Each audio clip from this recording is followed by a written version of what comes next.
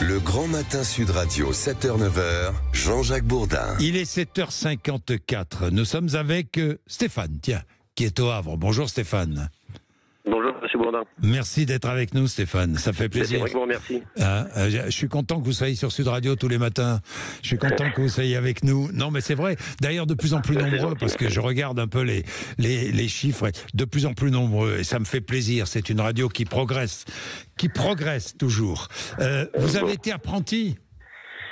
Oui, puisque j'ai été paysan, donc comme je disais à votre collaborateur, pendant 6 ans, j'ai fait un certain nombre de stages, oui. Oui, l'apprentissage. Voilà une des mesures efficaces relancées par les gouvernements Macron. Et voilà que tout à coup, le gouvernement Barnier veut rogner sur l'apprentissage. Vous ne comprenez pas, comme moi je comprends pas. Mais c'est un petit peu étonnant. Disons qu'il y a des métiers qui ne s'apprennent pas forcément dans les livres, quoi. Et, évidemment. L'expérience de terrain, pour des métiers de terrain, il y aura jamais d'équivalent, quoi. Oui. 6 000 € pour une entreprise lorsque une entreprise embauche un apprenti. Ça va passer à 4 500 €. Et les apprentis eux-mêmes vont être mis à contribution. Ils vont payer la CSG, la CRDS, ce qu'ils ne payaient pas auparavant. Oui, alors là, je l'apprends. Je sais pas trop quoi vous dire là-dessus. Moi non plus, mais vous, ça vous a aidé. Dites-moi, Stéphane, ça vous a beaucoup aidé cet apprentissage? Oui, disons que lorsque j'étais en école d'agriculture, en fait, j'étais en alternance, 15 jours, et 15 jours école, 15 jours terrain. Oui. Et c'est vrai que j'ai beaucoup plus appris sur le terrain qu'à l'école. Il y a eu des choses à l'école fondamentales où on est passé un peu à côté, quoi, parce que les métiers de terrain, ça s'apprend sur le terrain. Maintenant, ce que je disais à votre collaborateur, c'est qu'à une certaine époque, il y a 40 ans, on a voulu que tout le monde aille à l'école, et des gens qui n'étaient pas forcément faits pour aller jusqu'au bac, quoi. Donc, bien sûr, la force de l'apprentissage, c'est de donner une chance à des garçons ou des filles qui ne sont pas faits pour faire des études supérieures ou qui n'ont pas envie, tout simplement. Et puis dire que les métiers manuels ne valent pas moins que les métiers intellectuels. Donc chacun a sa place dans ce monde, et on peut très bien être heureux en tant que plombier, chauffagiste, et très bien gagner sa vie. Exactement. Même si c'est difficile pour les PME. Bien, merci Stéphane. Julien, je vous en prie. Merci beaucoup Stéphane. Julien de Viry-Châtillon. Oui, bonjour Julien. Bonjour Jean-Jacques. Ça va mon cher Julien? Impeccablement, et vous? Oui, moi aussi, le matin. Vous savez, le matin, c'est un plaisir de vous retrouver, d'être avec vous. Moi, je me lève tôt, et je me lève, ça fait 45 ans que je me lève tôt, hein.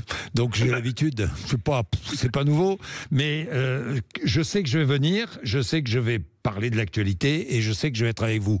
Donc c'est génial, j'ai cette chance. Moi aussi, je me lève tôt, mais c'est pour écouter Sud Radio le matin avant d'aller travailler. C'est génial, Julien, bravo. Vous êtes à Viry-Châtillon, région parisienne.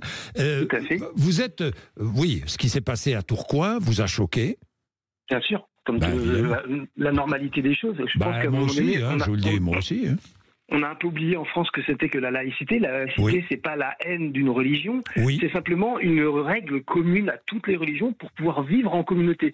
Et quand des religions ont des oppositions, ont des avis contraires, la chose la plus simple, c'est de neutraliser la priorité des religions sur la priorité de la République. J'en ai assez de la dictature des religions, je vous le dis sincèrement, j'en ai assez de ça.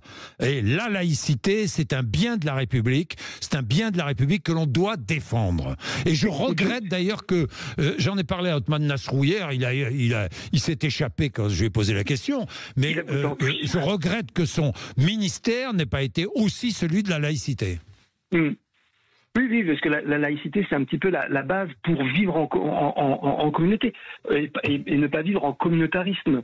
Parce que là, c'est un peu ce qui est en train de nous arriver. On voit comment ça a tourné en Angleterre. On prenait le modèle anglais d'intégration, etc.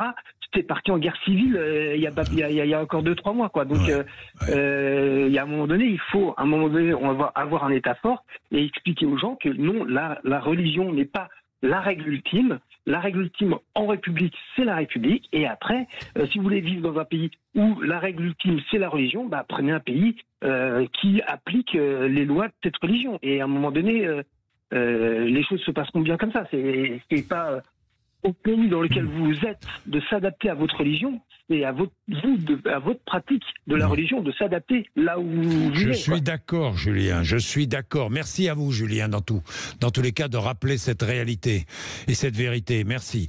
Il est 7h59.